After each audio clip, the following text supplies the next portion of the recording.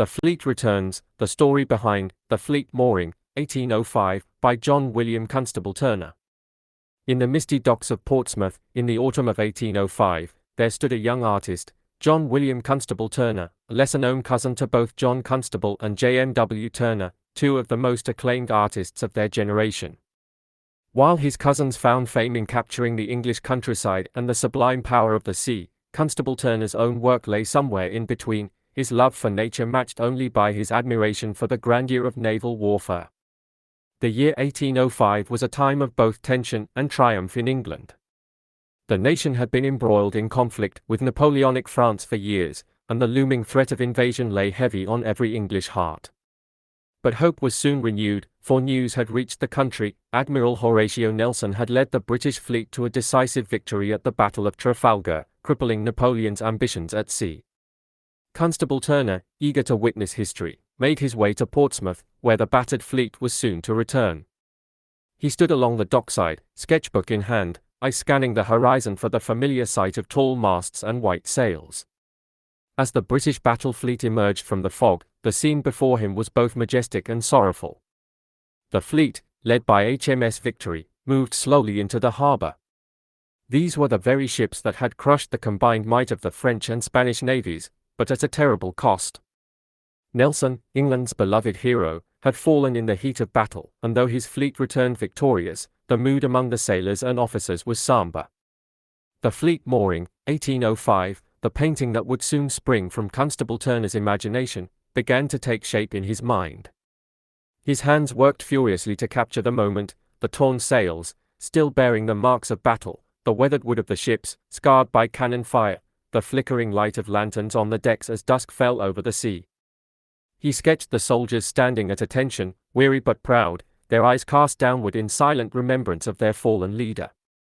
As he worked, Constable-Turner thought of his cousins. John Constable, with his passion for rural landscapes, might have found this scene too full of human conflict for his taste. And Turner, with his love for the chaotic, stormy forces of nature, would perhaps have focused more on the angry sea that had borne these ships to war. But Constable-Turner wanted to tell a different story. He wanted to capture the stillness of the moment after battle, the profound mix of grief and pride that radiated from the sailors' faces and the beauty of their return to English shores. In his mind's eye, the Fleet Mooring, 1805, would be a testament not only to Nelson's victory but to the resilience of those who served. The orange glow of the setting sun would mingle with the pale blue of the coming night, casting long shadows across the water. The ships, though victorious, would not appear grand or untouchable. Instead, they would seem almost fragile against the vast expanse of the sea and sky, reminders that even the strongest forces could be broken. Constable-Turner knew that Nelson's death weighed heavily on the hearts of the men aboard those ships. As the great admiral had breathed his last on the deck of HMS Victory, his final words had been, "Thank God I have done my duty."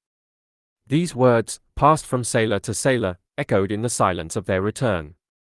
The artist was struck by the delicate balance of duty and sacrifice that defined the moment. For though the fleet had done its duty, England's victory had come at a cost. Nelson had become a martyr for the cause, and now the sailors who had fought under his command returned to a country that would celebrate their triumph but mourn their leader.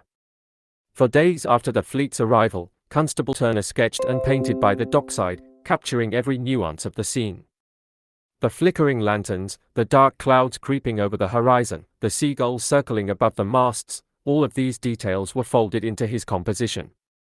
His brushstrokes danced between light and shadow, weaving the sea and sky together into a tapestry of both joy and loss. When The Fleet Mooring, 1805, was finally unveiled in a modest gallery, it drew quiet admiration from those who viewed it.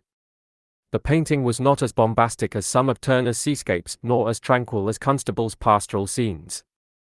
Instead, it carried a melancholy dignity, capturing the fleet's return not as a moment of sheer victory, but as one of solemn reflection. In time, John William Constable-Turner would remain a lesser-known figure compared to his famous cousins, but his painting, The Fleet Mooring, 1805, would live on as a subtle yet powerful depiction of one of England's most pivotal moments. Its beauty lay not in the celebration of war, but in the quiet acknowledgement of the cost of victory and the resilience of the men who, though victorious, carried the weight of loss with them. The story of the fleet's return, immortalized in the swirling clouds and soft evening light of the painting, would stand as a reminder that history is not only written in the moments of battle but also in the silent, tender moments that follow. And so, in his own way, John William Constable-Turner, the forgotten cousin of two artistic giants, found his place in the annals of history, not through fame, but through his ability to capture the emotional truth of the fleet's return after the Battle of Trafalgar.